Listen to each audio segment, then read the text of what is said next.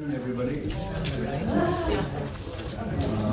This is this year's Partington lecture, which we have been doing on a yearly basis. Usually it's done in the end of March, which coincides with Dr. Partington's birthday.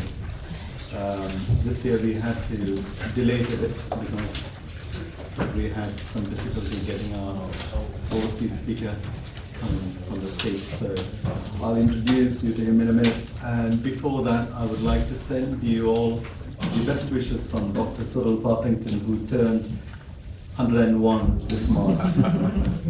And I have to say he's doing quite well. So let me introduce Dr. Ajay Manhapra, who is here with us. He's a board, I have to read this.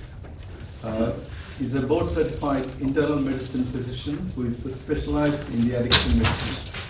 He completed his medical school at the Government Medical College in India, in the sunny state of Kerala, where we were alumni together from 1984 to 1990. After that, he moved to the US, where he started his residency in the internal medicine at Henry Ford Hospital, Detroit, Michigan, USA. After that, he spent a year as a fellow in cardiology, but switched to community hospital practice. After a decade of practice as community hospitalist, he made a mid-career switch to the field of addiction medicine. He completed 2-year research and clinical fellowship in addiction medicine at the Yale School of Medicine, New Haven, Connecticut, with mentoring from many pioneers in both addiction psychiatry and addiction medicine.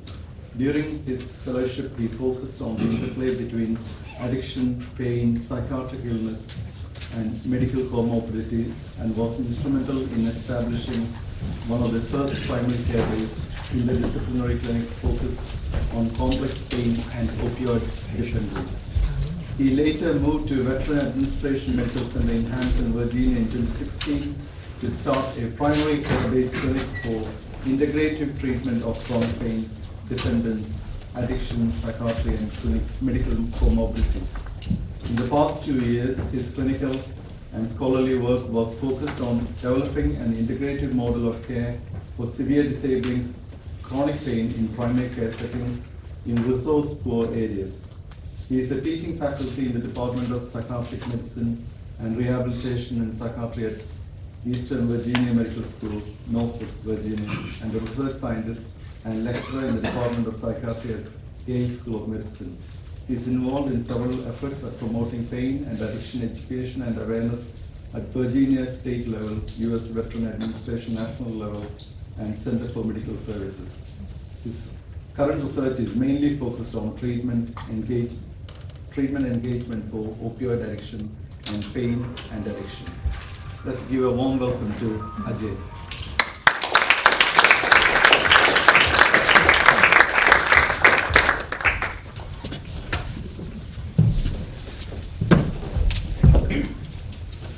Thank you, John, and everybody who invited me over here. So this is a long topic to talk about. I'll try to get to most of it in the 1 hour and 45 minutes that we have. So everybody knows about the problem in the U.S. now, right? We have around more than 60,000 people scheduled to die this year, which is more than the epidemic crisis of HIV deaths. So it all started from this liberalization of opioid use in pain. It started off in early 1990s, and I trained when the liberalization started, and I did my practice in internal medicine, hospitals practice when the curve really started taking off. And we were at the front end because a lot of them, becomes the difficult patient who gets admitted to the hospital, and we have to take care of them, and they don't do well. So we thought we had this figured out because we tapered them off the opioids a lot, and a lot of them got better, but a lot of them did not get better. They actually became worse. So, and then a lot of them went home, and they started coming back with restarted on opioids on large doses. So I started talking to all the specialists around, what am I supposed to do with this patient? Right? These are landing mentoring. So that is what led me to the study of addiction and in the general recovery from such issues. And for the past 5 years, my work has been creating a narrative that can be used in a primary care setting. Because the solution for this problem is not in specialist clinics. The solution for this problem is in primary care clinic. So we are now, for us, in the US, the pendulum went that way. Now it is swinging this way. So now the problem is that primary care physicians are, and pain specialists too, are cutting off the opioids like crazy. And they end up completely dysfunctional in our office. And how do you recover these patients? Because that's a reality. So I'm going to structure this talk in a way that we define the conundrum using a clinical case. They are terrible when they are on opioids. They're terrible when they are off opioids. So what do you do? How do you think about this patient? This is largely my talk. So let's start with the patient. A 43-year-old guy is one of the first patients I saw in my veterans clinic in Virginia. 43-year-old guy with debilitating chronic pain for 15 years. He had 4 back surgeries, which all failed, obviously, and multiple pain interventions, psychological treatment. He had the whole gambit of what is called the multimodal treatment. And he was on prescribed opioids for 10 years, more than 10 years. He's on oxycodone 40 milligrams for every 4 hours for 10 years. That is around 360 milligram morphine equivalent, if you know the conversion of that. And he was on pregabalin, Flexeril, Motrin. He does not have any active substance use disorder or an opioid addiction. No overdose or suicidal, no big mental health issues that is clearly identified so far. He has some vague suggestion of PTSD. No aberrancies. We can in the US we can monitor the prescription using what is called the prescription monitoring program. There was no aberrancies. He was not seeing 14 physicians to get the opioids. He was he took what he was prescribed. So he had some medical problems, but nothing to mention. So he had uncontrolled pain with frequent disabling exacerbations, limited function, poor sleep, and poor quality of life, right? This is not working. Whatever we are doing is not working for him. So there is no alternate pathology. He had every test under the sun. He has been evaluated by 5 different specialists. So is this patient addicted, right? That's the question we ask. Is this patient addicted? Should we refer this patient to addiction specialist? Does risk overwhelm benefit? So that's a classic in the CDC guideline in 2016. If the risk overwhelms the benefit, you consider opioid dose reduction, right? Does the risk overwhelm benefit? It does, right? It's not working. To taper opioids or not? It's a question that most primary care physicians in the US ask now. So let's see what happened when opioid tapering happens. So he was steadily taken down according to very slow taper, taken down oxycodone reduced to 10 milligrams Q6 hours. It's not even stopped. It's reduced 360 to 60 MME. He was added on venlafaxine. The pregabalin was increased. Methocarbamol 500 milligrams TID. The classic recommendations. Do the multimodal treatment. Do non-opioid medications. So everything went by the book. So in 6 months, after 6 months of this, he's in our clinic. He's on a wheelchair. He was a fully functional, even with pain, he was a pretty functional guy. He was in a wheelchair and asking for motor scooter, drastic decline in function. Physical therapy was tried, but he could not tolerate due to pain. He was confined to home, depressed, his marriage is failing, severe insomnia, whole host of problems. Completely psychologically destabilized guy. What happened? So the opioid tapering is supposed to get this patient better, but it doesn't, right? It did not. So why is the question that you would ask? And typically in these clinics, the patient gets blamed for this. So how do you make sense of this patient? Is that what we ask? So this is the long-term opioid conundrum that we are facing in US. Okay, damned if you do, damned if you don't. They become unstable on high doses, and when you take them off, they become unstable again. So how do you look at this problem? How do you move forward, right? So this is the classic situation in primary care settings regarding long-term opioid therapy for pain. It's like a six blind man with an elephant. People run a test, and people want to do yoga, tai chi. People want to do interventions, surgeries, and a whole host of things. And if you send these people get referred to 5 different specialists, and they get 5 different procedures and 5 different surgeries for these things, and they all come back at the end, they all land back in primary care office, right? So, as an addiction guru, I got to say it's an elephant. And the elephant in the room is opioid dependence. Not addiction, opioid dependence. The biological effect of opioid dependence and how it modifies the experience of pain. So if you do not understand this, it is very difficult to manage these patients. And we in medical schools have never been taught about this. We have this convenient dichotomy. Either they are addicted or they are not addicted.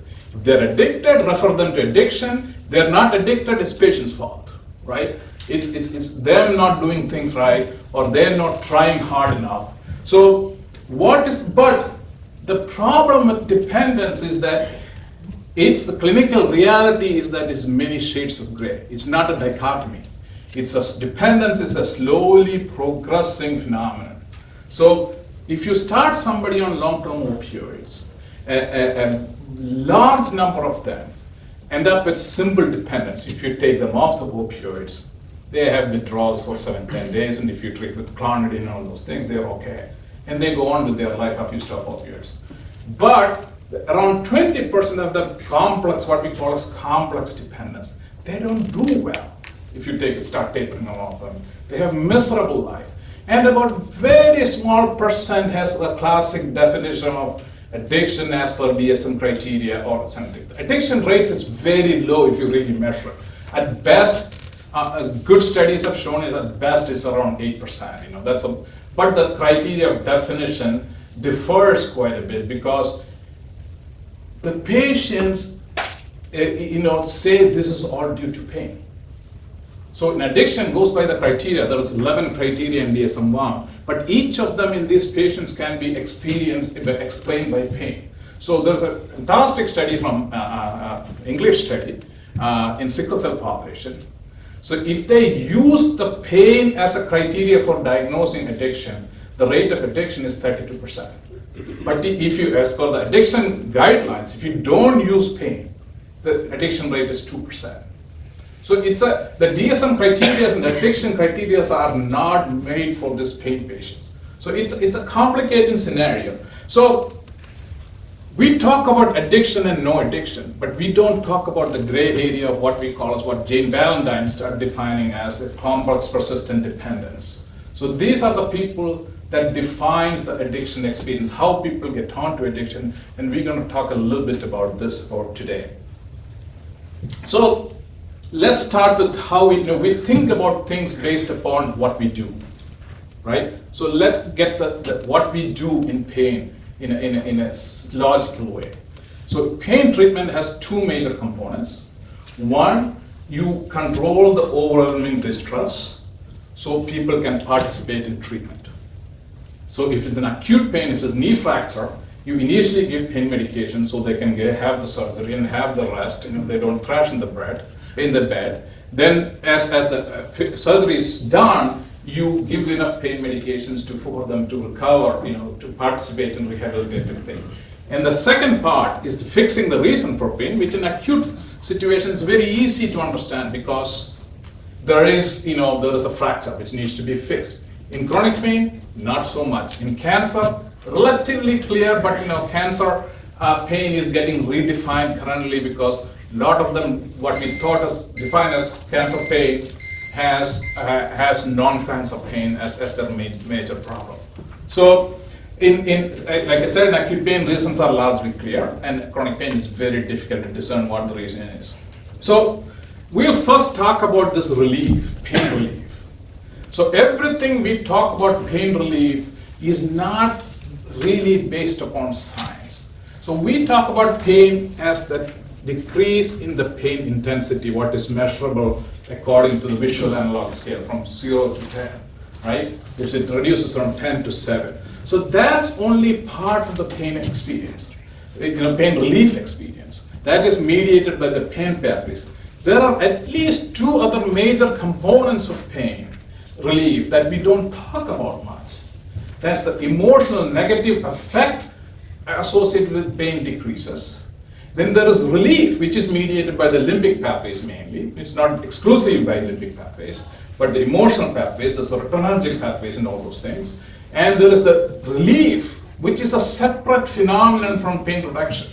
This is mediated by the reward pathway, which is the same pathway that is affected in addiction, dependence, and all those things. So this is the same pathway we automatically learn. This is the same pathway that is involved in us loving other people, developing relationships. This is a fundamental pathway. So this is an affective phenomenon largely mediated. So this relief pathway and emotional relief pathways are shared by other emotional experiences like PTSD relief, depression relief, anxiety relief, and all those things. So if you get pain relief, you get relief from those things too, because it's mediated by a relief pathway. So typical analgesics and procedures affects predominantly the pain pathways, not exclusively. Then they get emotional relief, then they get actual relief, and behavioral improvement, the functional improvement. Why opioid is such an advantageous pain medication is because it has direct effect on each of these pathways, right? So it is a pretty fantastic pain medication, not an analgesic. It's a pretty fantastic pain medication. So it gives relief on all these things. But the problem is that they also get relief from other things too. And this relief is very reinforcing and rewarding, meaning it is appreciated by your brain as salient, and it is reinforcing, meaning if you repeat this action, your brain tends to automatically learn. So the cannabis, now cannabis is coming up, as it has the same effect on the reward relief pathways and the emotional pathways. It is typical. It's not quite an effective analgesic, but it does give people a lot of relief. So cannabis is an effective pain medication. It's not a good analgesic, right? And people think it is somehow different from opioids. It's not really, other than the mortality associated with opioids. So since the relief from pain is a rewarding, reinforcing behavior, it induces automatic learning, right? Through which people become dependent on the medication or the act of taking the medication. That's more accurately defined, the act of taking the medication, and they develop tolerance and dependence, which is increasing dose need and predictable behavior, right? It's a predictable behavior. They want to take the exact time. They don't fall off the curve that much. They pretty much follow your instruction. When addiction, the reason for taking all this disappears and it becomes an automatic behavior. That is, and people automatically take opioid based upon some cues, like seeing somebody, going through a stressful experience. So that is opioid addiction, and your brain changes, and your brain creates mechanisms to sustain that activity. That is addiction. So addiction is an automatic behavior, and dependence, is a somewhat predictable. It's a very simplistic definition, but it's an easy way to understand that. So the key over here is to understanding what happens on the way, right? So pain is a psychomotor experience. It's not a sensory experience. It's not a sensation that you experience. It is associated. If you get hit, you go ah, right? This is always followed by that. If you get stabbed, you go seek help. You're threatened. You get anxious. So the pain is all about what the behaviors that come following pain. So it's a psychomotor experience. So what happens to that psychomotor experience when people develop dependence? So there are three things that happen when you are on opioids. The pain level slowly escalates. If you repeatedly use opioids with an expectancy of pain relief, the pain slowly escalates, independent of the pathology that started off the pain. So people think when they're at this level of pain, just as the pathology has worsened. No. Pathology probably remains same as it's given, but the experience of pain goes away because pain is a cognitive experience. Right? Then the pain and other symptoms become more volatile. They have ups and downs quite more than usual. Then the pain relief decreases. The quantity of pain relief and the duration of the pain relief comes on, which we typically call tolerance. So most of them are seen and explained as receptor mechanism and all those things. But in 1970s and 80s, these are established as behavioral phenomenon that can be explained through animal experiments. So most of this come from 1970s and 80s literature, which not too many people read now, right? This is a fundamental research in addiction.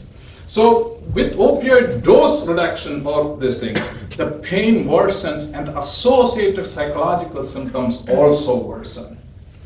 So to understand this, you have to understand two fundamental concepts in addiction or dependence. The one is called opponent process, which is actually very simple to understand, right? So everybody has been in some form of love in their life, right? You have the infatuation. After your infatuation, you're madly passionate in love with somebody. After a few months, not so much, right? Have you ever wondered about it? Why? Because your body does not like you to be focused on one thing, because it's not good for survival. So after a little while, you've been repeatedly exposed to yourself to this stimulus, which is very salient and rewarding. The body puts in a little bit of opposite effect.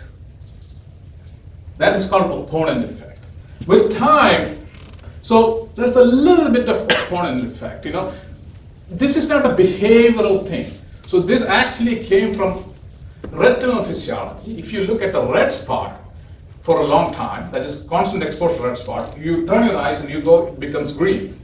That's an opponent effect. So in every body system, this opponent effect exists. So this opponent effect comes in, and the relief comes down in quantity and becomes shorter. And this opponent effect keeps on growing with repeated use. Not in everybody, in a small proportion of people. Most people kind of get stopped here. Most people on opioid therapy stop somewhere here, and they are stable. But proportion of people fall. So actually, the pain at the end of opioids wearing off is much higher than where they started off. Right? The second concept is, so increasing opponent process lead to decreasing net relief. So the second concept is allostatic reset. This essentially means that we have this physiological concept of homeostasis, which means if there's abnormality, it goes back to the old normal. It never goes back to the old normal. There's a persistent abnormality. It gets adjusted to the abnormality. The body gets adjusted to the abnormality and finds a new normal where the body can function. That's called allostatic reset. The set points change. So, and then the body creates experiences, beliefs, motivations to sustain that new set points. And it is very hard to reverse it, because body has been set after repeated exposure, it has been set at a particular level, and it is hard to reverse because the systems have already been built. So when you put in this allostasis and the opponent effect together, so the relief, the initial relief, then the pain just goes up a little bit, and the relief comes down a little bit. Pain goes up a little bit. The baseline pain before each administration of opioid goes up, and it keeps on going up, and the relief starts coming down. At the end, it becomes a high baseline pain, minimal pain reduction, but highly salient relief. Right? You see this clinic all the time. Oh, I take that opioid dose. The The pain comes from 12 to 10, right? But my life is so much better. So you see this, it's not the pain count is not that changed, but the relief they experience is pretty salient. So this, in early parts of this is easily reversible, and later it becomes relatively irreversible. So that's the one concept. So opponent allostatic, which makes the baseline pain at a very high level and the relief at a small level, and it is very difficult to reverse. The second thing is affective dynamism. The dependence is not a static phenomenon. It interacts with everything around it, environment. So what happens is that it just starts churning around. So this creates pain instability, behavioral instability, stress and emotional instability, whole sorts of instability in people, right? So this creates polypharmacy, which typically you see in this patient too. He's on multiple medications. They typically end up on 3 sleepers because they cannot sleep when the underlying problem is dependence. So the third aspect of why don't they do well, why do a lot of people do well when the opioid is taper, and why don't a bunch of people not do well, right? So if you look at this allostatic opponent process increasing, it's early is irreversible and difficult to reverse, right? So in the early part of this, if you do the opioid taper, the taper is relatively successful. If the dependence is not well established, the dependence is not complex, it becomes very easy to handle. But in the later step, the brain systems to sustain that level of dependence is strongly established, and body hates switching from new normal. So it creates new experience to sustain that new normal. It makes you feel terrible. It makes you feel a lot of pain is present. It makes you feel as if the world is going to come to an end. Because it has one motive, go back and take the opioids as you used to, right? So that is why the tapers become very difficult. The other concept, when you're stopping opioids, people only think about acute withdrawals. At 7 to 10 days, you have the shakes, you have the anxiety, the increased pain, and all those things. But for a long time in the field of addiction, we have known that there is something called protracted abstinence syndrome or protracted withdrawal syndrome. This is why alcoholics who stop drinking, right, relapse after months, because they cannot stand the protracted abstinence. This is why the whole logic of treating alcohol dependence with gabapentin, because gabapentin treats the protracted withdrawal syndrome very effectively. So this lasts for months to years, and this is, if you talk to people with severe opioid dependence, they say their life is a mess for years. So in this, the pain, we are finding that it doesn't matter what the dependence is, alcohol, opioid, benzos, the pain becomes a significant symptom in them once they stop using medication. Suddenly they have severe chronic pain. So we find a lot of that in our clinics now. So the whole affective experiences is changed in these people. They become very irritable. It doesn't take much for them to get them off. So it becomes a real problem, and they don't know what to do with this. So they usually go back to drinking or go back to using opioids. So this is a well-known phenomenon in addiction. So it has 3 components. One, the typical symptoms of protracted abstinence, which is anxiety, pain, depressed mood, dysphoria, and all those good stuff.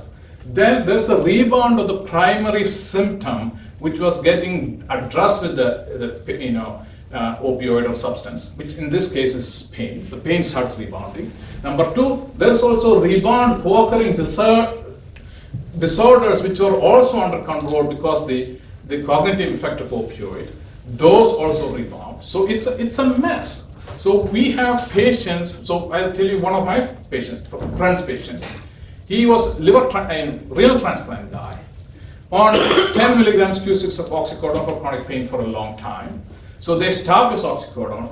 The patient stopped using his transplant medications. And in 6 months, this guy died because of rejection-related complications.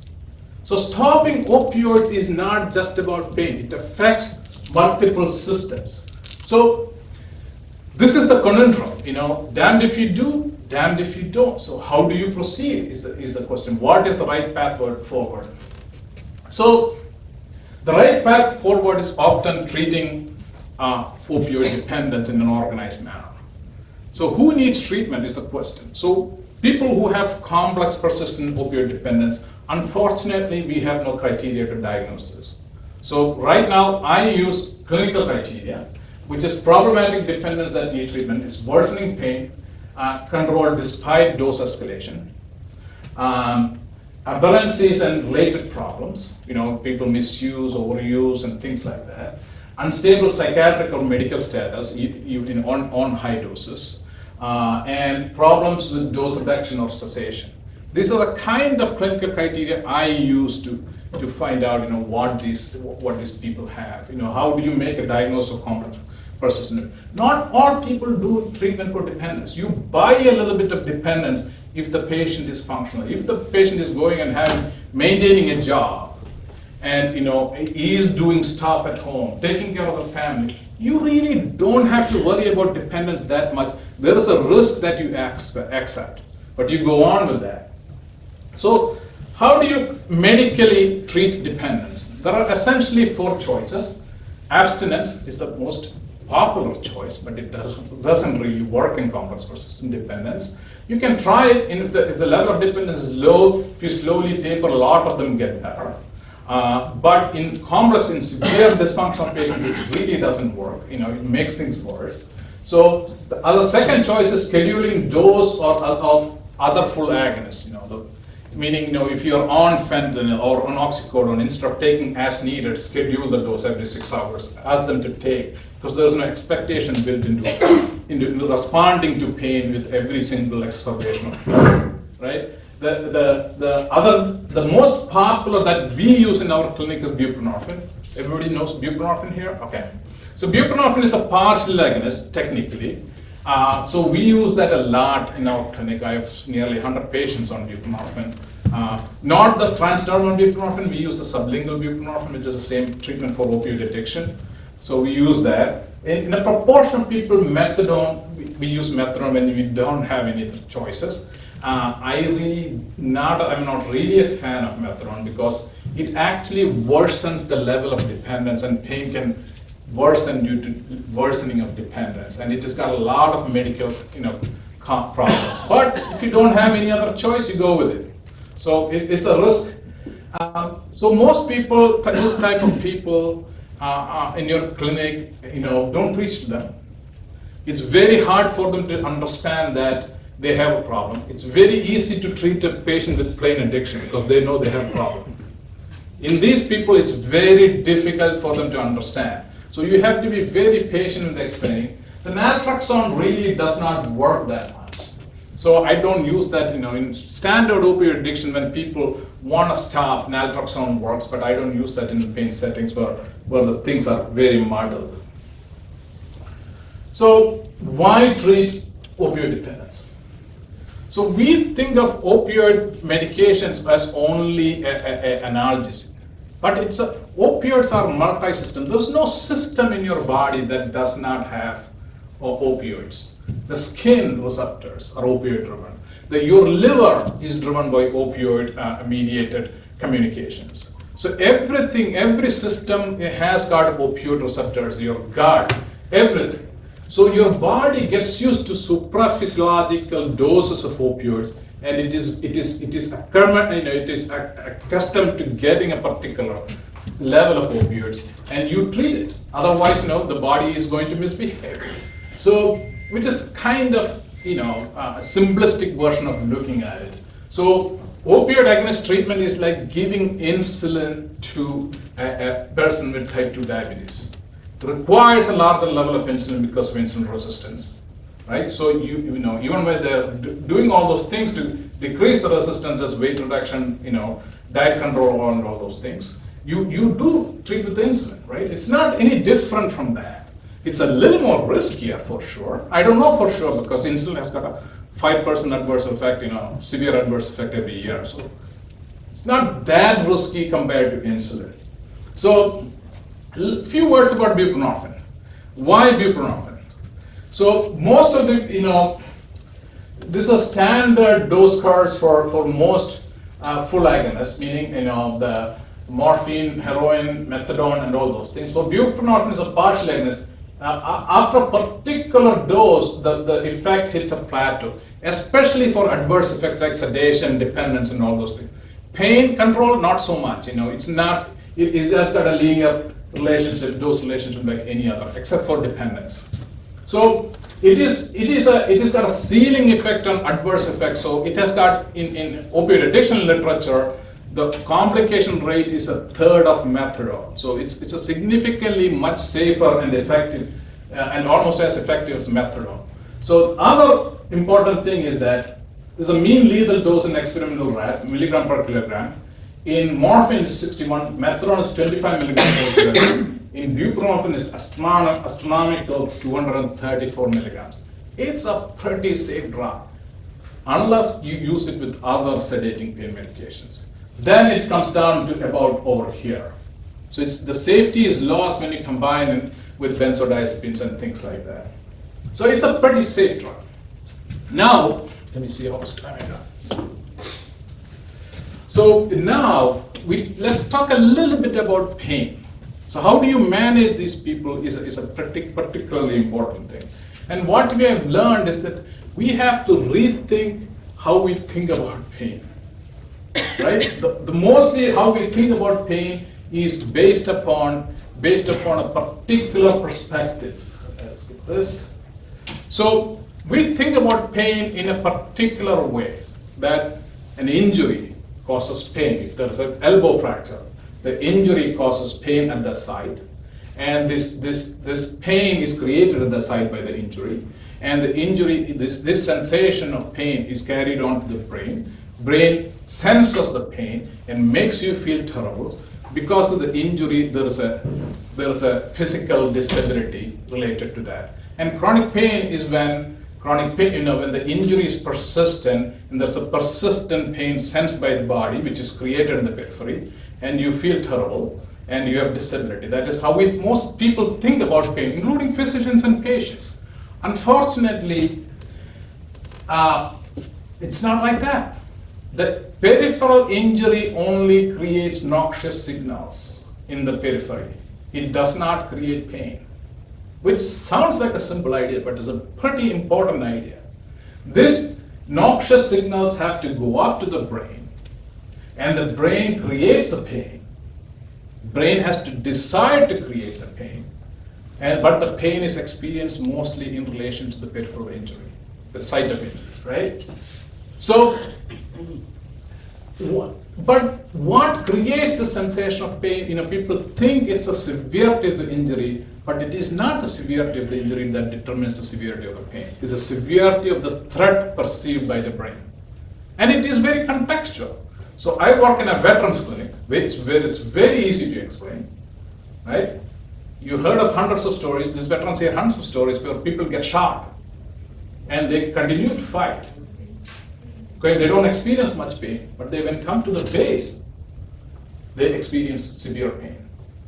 Because the threat of war is more than the threat of the injury. When you come to the base, the threat of injury becomes prominent, threat of war comes down, then you experience pain. So it's a cognitively controlled experience. I'm talking about acute pain. Then the second thing is that pain is not just an injury indicator. It's not an indicator of injury at a first sight. Pain does not require an injury, and injury is not always associated with pain. We like it as an indicator of injury. That's how we make a living. And we tell our patients it's an indicator of injury because that's how we diagnose, that's how we treat, how we assess treatment response, right? But pain is associated with a multitude of feelings: anger, anxiety, distress, sleep problems, decreased libido, decreased appetite, whole bunch of problems. So when somebody comes and tells you pain, they're saying there's a little bit of all these issues, right? Where do you see this without an injury? Anybody had flu? Right? Same set of symptoms. You hurt all over, you don't feel good, you don't want to eat, you are not in the loving mood, and you want to lay in bed, don't isolate yourself. So this is not a unique response to injury.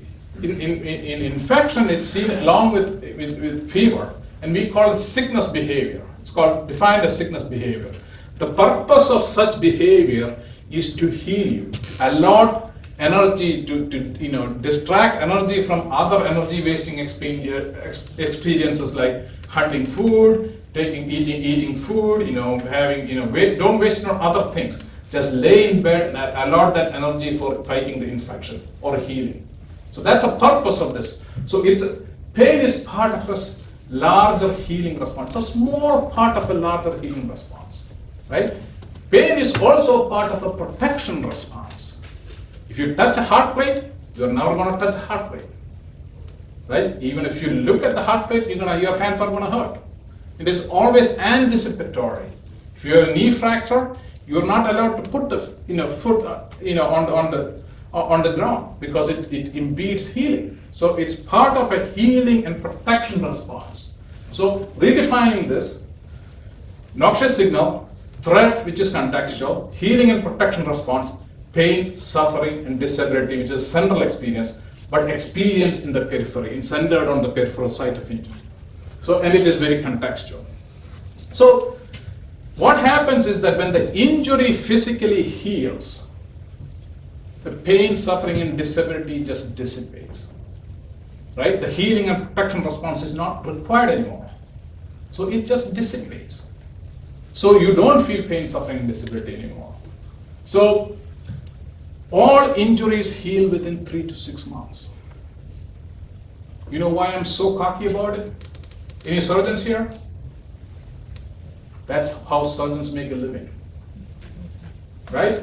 That's the reason why surgeons make a living. You cut open a chest, you cut open a brain, you cut open an abdomen, you sew it out, it heals. If it doesn't heal, you don't survive. Sometimes you get, sometimes your body gets adapted to non-healing, which is like colostomy. It's the classic example. It's an open wound in a way, right? And the body adapts to it. So in the purpose of healing and adaptation, there is no reason for healing and protection response. So it dissipates. But in a proportion of people, this healing and protection response persists after the injury is healed. That is chronic pain, right? So chronic pain, so if not injury, what causes this persistent healing and protection response? It has to be a persistent sense of threat. That's the only logical experience, which is what neurobiology shows too. It's a persistent sense of threat. What it does is it picks on non-noxious stimulus. For a chronic back pain patient, this, which is not, I have chronic back pain. In some days, this movement is so painful as if my back has broke. But is my back broke? No. But it feels like that because it is taking the non-noxious stimulus and using the same loop. This is why patients sit in your office and say 10 out of 10 pain, right? But they look okay because they're adjusted to this experience behaviorally. So they don't show the experiences that come with this. So why, in my clinic, what we look at, why does this brain stay threatened? So largely, if you look at all the factors associated with chronic pain, all of them have a same strand, is what causes a persistent sense of threat, right? That can be divided into 3 buckets. One, psychosocial factors, which is, the classic things that psychologists work with. Pain catastrophization, poor pain beliefs that there's a persistent injury which needs to correct or cannot be corrected. Falls, a lot of people with pain fall. Fear of falls, fear of activity due to pain because you fear there's going to be harm associated with pain. And the second bucket is threatening illnesses, psychiatric, medical. In our clinic, in veterans clinic, PTSD is the #1 thing associated with chronic pain. Then depression, anxiety, or psychiatric disorders. In medical disorders, life-threatening illness, congestive heart failure, COPD.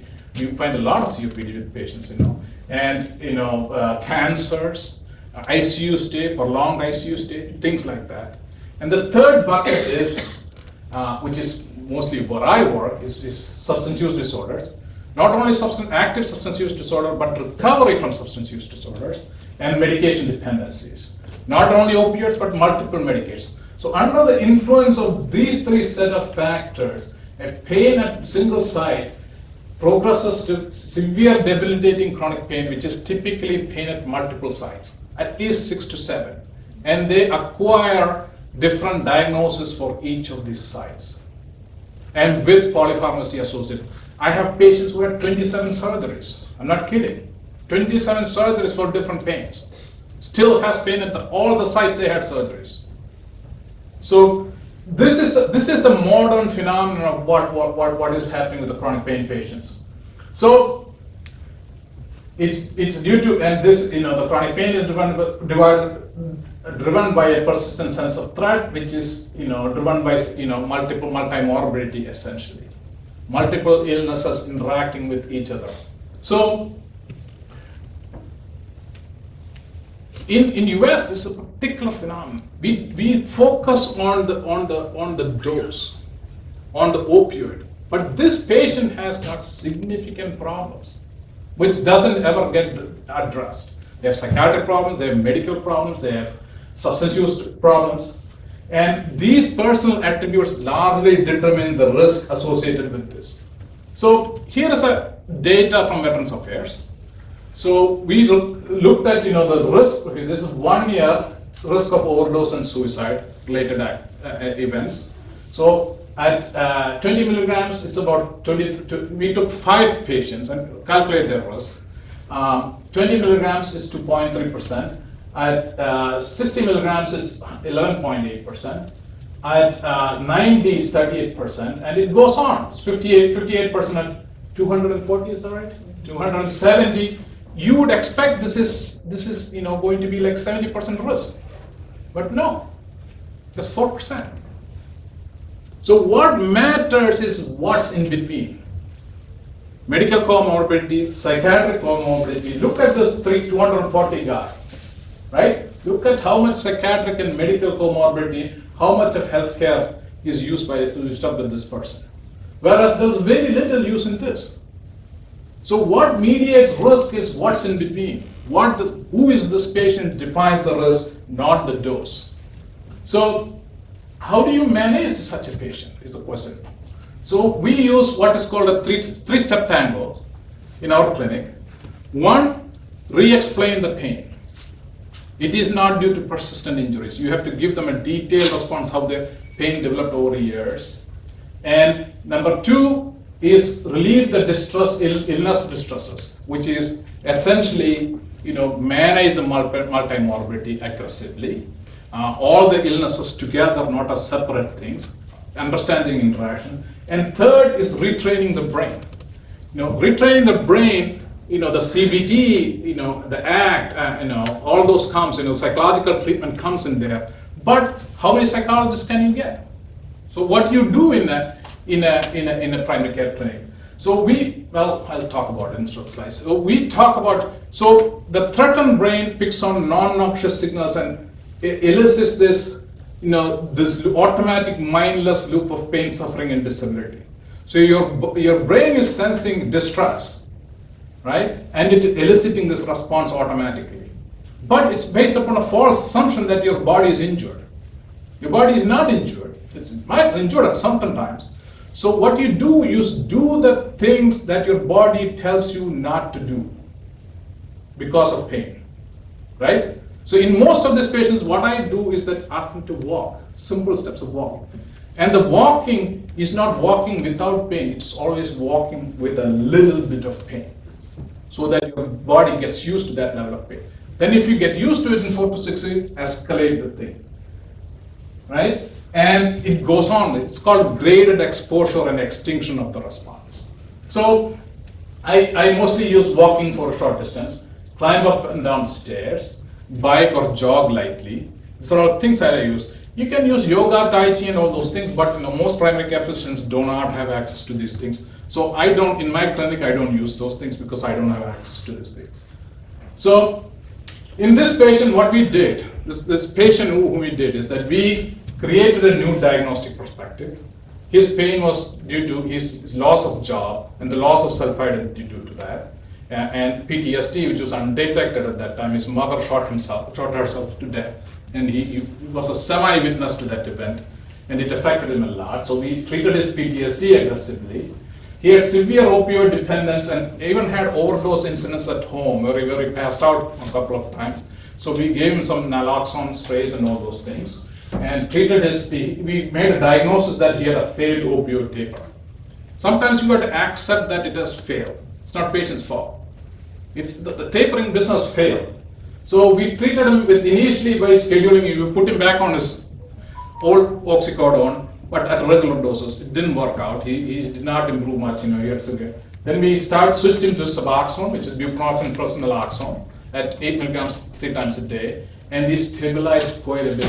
We treated his PTSD in pain clinic, which is essentially, psychoeducation processing for nightmares. Most primary care physicians can treat PTSD if you know a little bit of PTSD. Then he was sent to counseling for PTSD, and polypharmacy reduction. We took off all the other sedating, medications added on the way. Pain treatment, we start on slow mobilization. Now, it's been, although I say it's 9 months here now. Now, he's walking around. He's going to gym. He is having a pretty functional life. He's unhappy with his life a little bit because he's not the young man he was. He's like 44, 45 now. So he wants to be 25 and fully functional. He's unhappy for it. He's engaged in psychotherapy for pain and psychotherapy for PTSD, and he is doing well. And the addiction guru kind of changed the statement. It's an elephant, but it's a white elephant. The white elephant is multimorbidity with opioid dependence. And you have to learn how to manage these things. And this is not going to happen in typical pain clinics because they are not equipped to manage these things. So our focus now is that how do we develop within the Veteran Affairs nationally and different sites, how do we develop primary care resources for this? That's what we are working on right now based upon this model. Thank you.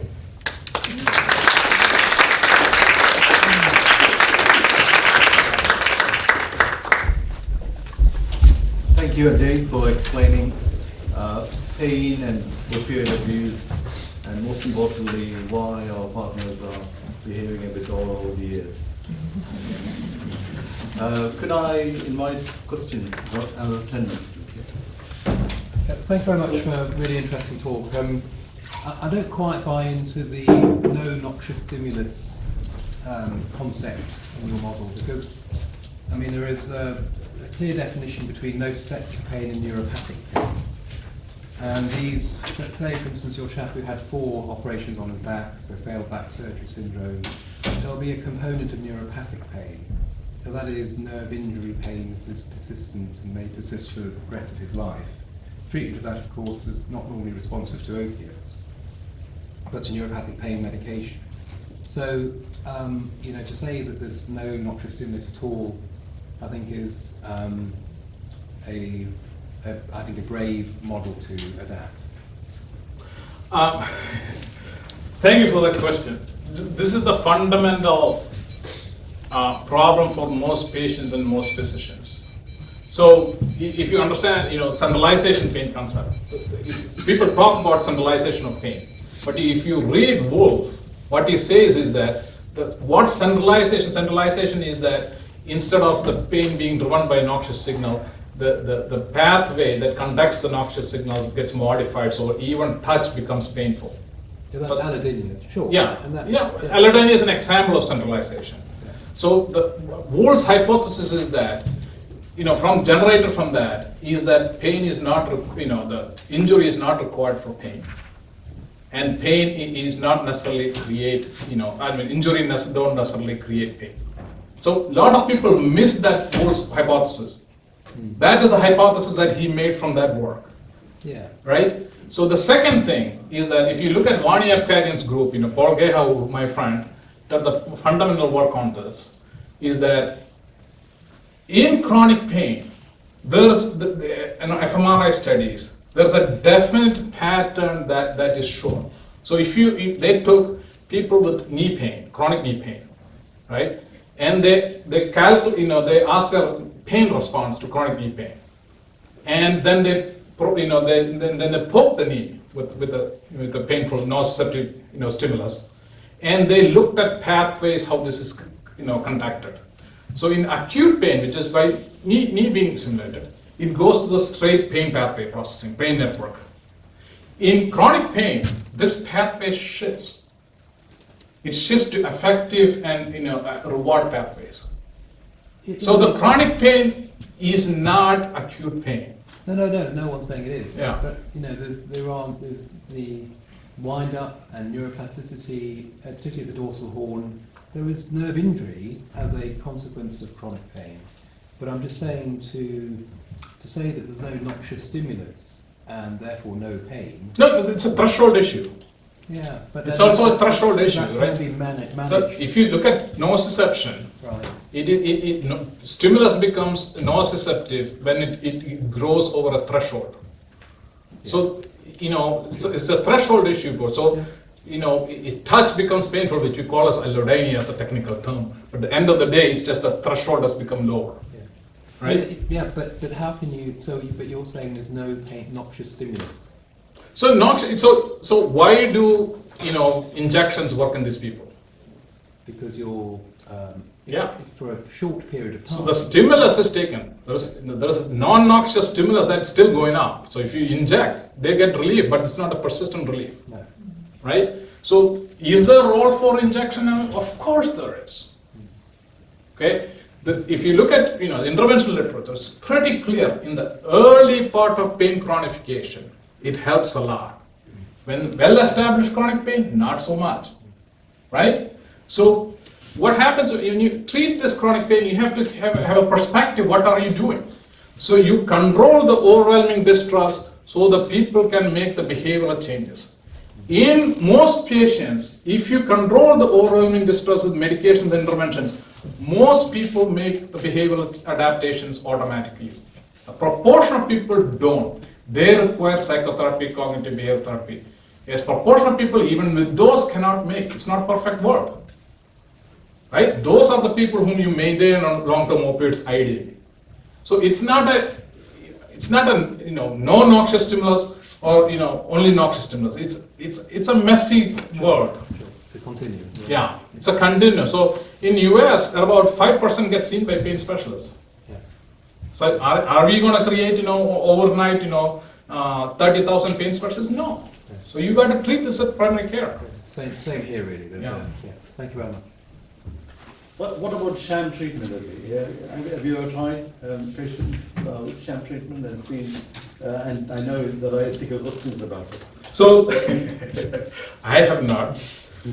Pain patients, pain literature has not, but I know a group of people who have. Cardiologists. So chronic stable angina, right? It's been known for years that this is a central phenomenon. There's cardiology literature on it, but cardiologists don't read it well. So chronic stable angina, it's revascularization, medical therapy, right? And finally, they did a trial, Orbiter trial, which came out last year. So they took 100 people with chronic stable angina, single vessel disease, right? And they give both them adequate pharmacotherapy, medical management.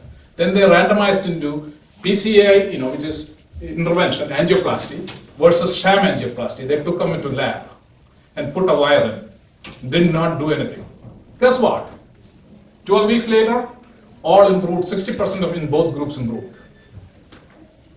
So this is not a really back pain issue. This is any symptom, pulmonary rehab. Classic example, dyspnea is a highly emotional experience, right? If you treat acute pulmonary edema, what do you use? What is the second line of treatment? Opioid, right? It brings down the distress in this patient. We call it vasodilatation and everything. But really, if you talk to the patient, it brings down the distress associated with dyspnea. So in COPD, refractory COPD, the same issue. COPD is now, severe COPD, persistent COPD is now, the dyspnea associated is now seen as a reward system problem rather than tinnitus, chronic tinnitus. It's a reward system problem. The treatment is CBT, right? Dyspnea, if you send them for pulmonary rehab, almost all of them get better. But you cannot see even an inch of improvement in pulmonary functions. So we only think about symptoms as indicator of injury. Body really does not give two hoots about indicating injury. Its focus is to making you survive. So it puts in emotions and experiences to help you survive. And sometimes that becomes maladaptive. Now we know enough where we can manipulate that maladaptation and put them into a new normal where you can acknowledge these symptoms and still do get better. So it's a complicated scenario. Any other questions? Looks like everything is very clear. Thank you very much. A big round of applause again. Could I ask everybody from the medical division to stay back, and others can also stay back if they wish, because we're going to have a small ceremony for Partington Award this year, please.